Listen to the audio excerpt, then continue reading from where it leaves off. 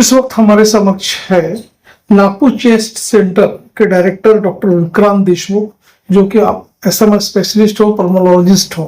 Sir, हमारे channel में आपका बहुत बहुत स्वागत है। नमस्कार सर, जैसे कि हम सभी जानते हैं कि वर्ल्ड एस्थमा डे 6 मई को सेलिब्रेट किया जाता है। तो सर, ये जो सेलिब्रेट जो अपन करते हैं वर्ल्ड एस्थमा डे, पर्टिकुलर उसका क्या मकसद होता है, क्या उसका उद्देश्य उसके पीछे, उस बारे में बताइए। अस्थमा ये बहुत ही गंभीर बीमारी होती है और काफी सारे लोग इससे क्षतिग्रस्त होते हैं, जिसमें खांसी आना, सांस का फूलना, मौसम बदलने के साथ सीने में घरघर होना, ये सब इसके लक्षण होते हैं। अस्थमा से काफी सारे लोग ग्रस्त होते हैं, जवान ही नहीं, बूढ़े, बच्चे, हर उम्र में अस्थमा के लक्षण पाए जाते हैं। अस्थमा से लोग सफर करते हैं। तो इसके बारे में अवेयरनेस, जागरूकता बढ़ाने के लिए वर्ल्ड अस्थमा डे मई महीने के दूसरे मंगलवार को सेलिब्रेट किया जाता है, जो कि आज इस वर्ष है 6 मई। तो अस्थमा वर्ल्ड डे या वर्ल्ड अस्थमा डे इसलिए सेलिब्रेट करते हैं ताकि इसके बारे में लोगों में जानकारी फैले और इससे लोग घबराए नहीं और इसका इलाज सही तरीके से कर सके। सर, यह भी हमें पता है कि जो ग्रामीण इलाके हैं, जो दुर्गम इलाके हैं, आज भी कई तरह की भ्रांतियां हैं अस्थमा के बारे में। लोग हकीम के चक्कर में रहते हैं, तो आयुर्वेदिक की इसमें रहते हैं, प्रॉपर उसका ट्रीटमेंट नहीं करवाते। कई तरह का पॉल्यूशन है, चूल्हे में खाना बनता है, धुआं है, धूम्रपान है। तो ये सारी चीज के बारे में लोगों में आज तक अभी तक अवेयरनेस नहीं आया हुआ है, और ये प्राइमरी से अपना एडवांस स्टेज में तक पहुंच जाता है ये अस्थमा। तो आप बताइए, ये अवेयरनेस किस तरह से होना चाहिए, उस बारे में बताइए। अस्थमा ये काफी बार जेनेटिक होता है। अस्थमा ये एयर पोल्यूशन या मौसम बदलने के साथ हवा में प्रदूषित धुएं की वजह से या पोलन ग्रेन्स की वजह से भी होता है। पोलन ग्रेन्स है परागकण, फूलों के परागकण से भी होता है। हाउस डस्ट माइट, कुछ फंगस होते हैं हवा में, सूखी हवा में, धूल डस्ट में, वो हमारे संपर्क में आते हैं और उससे भी अस्थमा ट्रिगर होता है। तो अस्थमा बढ़ने के काफी सारे ट्रिगर्स होते हैं, जिसमें से एयर पोल्यूशन, धूल डस्ट, मौसम का बदलना, पोलन ग्रेन्स, ये सब माने जाते हैं। अस्थमा काफी बार लोग डर जाते हैं और उसके बारे में भ्रांति होती है कि हम इसका इलाज एक इनहेलर से करते हैं। ऐसा इनहेलर होता है और इसमें क्या होता है, अस्थमा में ये हमारी सांस नली जो है, इसमें सूजन आ जाती है एलर्जी बढ़ने से। सांस नली नारो होती है, इसलिए कफ होता है, सीने में टाइट टाइट और घर घर आवाज आती है। अब जहां सांस नली में सूजन है, उसको ठीक करने के लिए सबसे अच्छा इलाज क्या रहेगा, तो इनहेलर। इनहेलर की दवाई सीधा फेफड़े में जाती है जहां प्रॉब्लम है। जैसे अगर हम कोई टैबलेट दवाई लेंगे तो पहले ब्लड में जाएगी और खून से हमारे शरीर में जाएगी जहां प्रॉब्लम है। तो कुछ ही भाग फेफड़े तक जाएगा जहां उसकी जरूरत है, और बाकी भाग वहां पर भी जाएगा जहां उसकी जरूरत नहीं है। तो इनहेलर सीधा वही काम करता है जहां उसकी जरूरत है।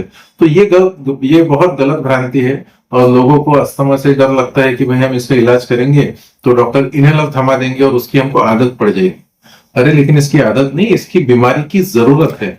और इसी कारण इस वर्ष की थीम है कि let this inhaler accessible to everyone, यानी ये इनहेलर सभी को मिलना चाहिए जिनको, जो अस्थमा से क्षतिग्रस्त है, अस्थमा से जिनकी जिंदगी बेहाल है। सर, जिन्हें अस्थमा हो जाता है, जैसे कि आपने कॉजेज बताया, तो आगे का फर्दर ट्रीटमेंट क्या होता है, किस तरह से डायग्नोसिस किया जाता है, उस बारे में बताइए। अस्थमा का निदान बहुत ही आसान होता है। अस्थमा का निदान बहुत ही आसान होता है। इसमें एक, जैसे हमें हार्ट की प्रॉब्लम होती है तो हम ईसीजी करते हैं, इको करते हैं, हार्ट की पंपिंग कैपेसिटी देखते हैं, वैसे ही एक पल्मोनरी फंक्शन टेस्ट, यानी लंग्स की क्या ताकत है, ये चेक की जाती है। और वो एक हार्डली 10 मिनट में हो जाती है टेस्ट, और काफी चेस्ट स्पेशलिस्ट के यहाँ ये आसानी से उपलब्ध है और कोई बहुत महंगी टेस्ट भी नहीं है, 1000 रुपए तक वो टेस्ट हो जाती है।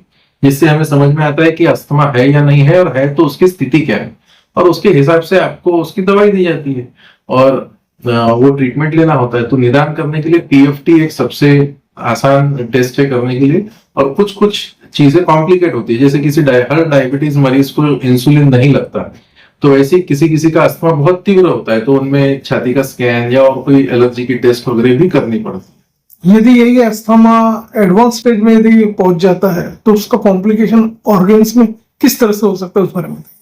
दोस्तों, ऐसा है कि फेफड़े का काम है ऑक्सीजन देना, प्राण वायु देना। अगर आपका फेफड़ा अस्थमा से फेल हो जाए या अस्थमा के अटैक बार बार आते रहे, उसका ट्रीटमेंट नहीं करे, तो आपका ऑक्सीजन कम हो जाएगा, और शरीर को ऑक्सीजन नहीं मिलेगा तो हार्ट, किडनी, लीवर, ब्रेन सभी पे असर लाता है। तो आप रेस्पिरेटरी फेलियर में जा सकते हैं। कभी कभी अस्थमा के अटैक से अगर उसका इलाज नहीं सही किया गया तो अस्थमा पेशेंट वेंटिलेटर पे भी जा सकता है, जो कि आजकल कम देखने में मिलता है क्योंकि इसका इलाज बहुत ही सामान्य रूप से इनहेलर से किया जा सकता है। तो लंग्स को हेल्दी रखने के लिए, स्वस्थ रखने के लिए किस तरह के एक्सरसाइज की आवश्यकता होती है, उस बारे में बताइए। यूजुअली अस्थमा में ऐसे हम भ्रस्सिका प्राणायाम या जो बहुत हेवी लंग एक्सरसाइजेस है वो अवॉइड करने के लिए कहते हैं। अगर आपके लंग्स का ट्रीटमेंट इनहेलर से पर्याप्त मात्रा में हो जाए तो आप सिंपल पर्स स्लीप ब्रीदिंग, जैसे कि शंख फूंकते हैं तो होठ दबा के लंबी सांस लेके छोड़ते हैं, वो आप कर सकते हैं। जैसे अवलोम विलोम प्राणायाम है वो अस्थमेटिक पेशेंट्स कर सकते हैं। मगर ये भ्रांति ना पाले कि प्राणायाम से अस्थमा ठीक हो जाए। प्राणायाम आपकी सांस लेने की गति या उसको कंट्रोल करने के लिए हेल्प करेगा, मगर सांस नली की सूजन को गायब नहीं करेगा, वो इनहेलर ही करेगा। सब चलते चलते हमारे दर्शकों को आप ये भी बताइए कि यदि वे ट्रीटमेंट के लिए अपने हॉस्पिटल में आते हैं तो आप ये बताइए आज के समय में अस्थमा के लिए किस तरह से मॉडर्न चिकित्सा सुविधा उपलब्ध है, उस बारे में बताइए। क्या नया एडवांसमेंट है? अस्थमा के में बहुत सारी दवाइयां आ गई है। पहले कुछ सीवियर अस्थमेटिक्स को इनहेलर दिन में 3-3, 4-4 बार लेने पड़ते थे, 2-3 टाइप के डिफरेंट इनहेलर लेने पड़ते थे। अभी कुछ ऐसे इनहेलर आ गए जो दिन में बस एक ही बार लेना है और वो 24 घंटा काम करते हैं। तो आप बस अपना जैसे रोज दांत की सफाई करते हैं, रोज एक बार नहाते हैं, रोज एक बार भगवान को नमस्कार करते हैं, वैसे एक बार इनहेलर ले लिया और आपका अस्थमा कंट्रोल में आ गया, बात खत्म। इतना आसान है। तो ऐसे अस्थमा में काफी एडवांस टाइप की दवाइयां ये है जो दिन में एक ही बार लेने पे भी अस्थमा कंट्रोल किया जा सकता है। और आप अगर अपने काम में व्यस्त है तो भी कर सकते हैं। छोटे बच्चे, मिडिल एज, एल्डरली या जो बूढ़े लोग हैं तो ये अस्थमा से बचे। और ये अस्थमा की सबसे अच्छी खासियत ये है, अगर आप इसका इलाज करते हैं तो आपके फेफड़े अगर 20%, 30% भी काम कर रहे हो, टोटली नॉर्मल हो सकते हैं अगर आप सही समय पे इलाज करते हो।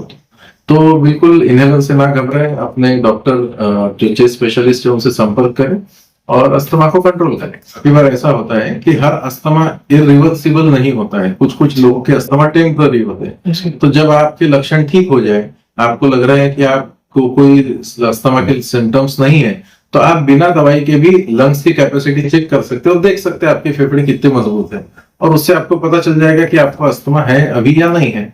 तो एक सिंपल टेस्ट से आपकी क्लियरिटी आ जाएगी कि आपको अभी दवाई लेने की जरूरत है या नहीं। सर, अस्थमा डे के अवसर पे आप एक जनमानस को क्या आपका एक मैसेज होगा? यही कि अस्थमा एक बहुत ही सामान्य बीमारी है अगर हम इसका सही तरीके से इलाज करते हैं तो।